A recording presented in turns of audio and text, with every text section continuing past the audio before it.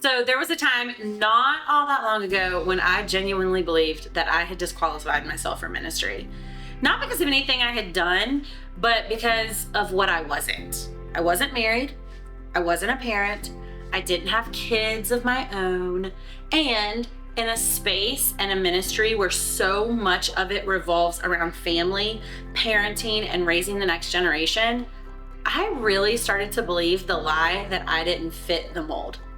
I wasn't enough.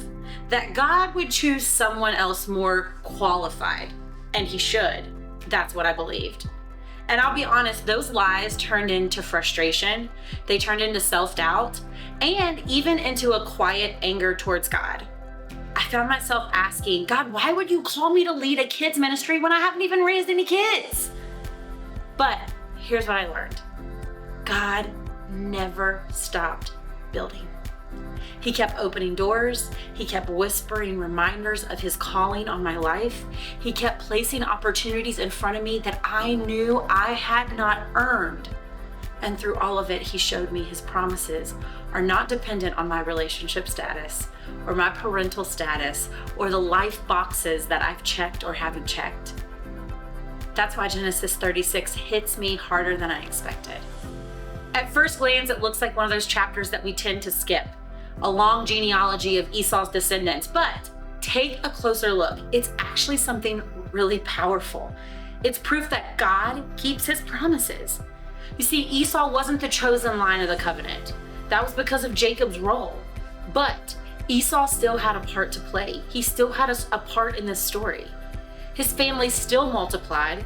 They still thrived. They still settled in the land and left a legacy. Why? Because God doesn't abandon His purposes even when people are messy. Even when the family story is complicated, even when it doesn't look the way that we think or thought it should, God's faithfulness doesn't stop. It didn't stop with Jacob.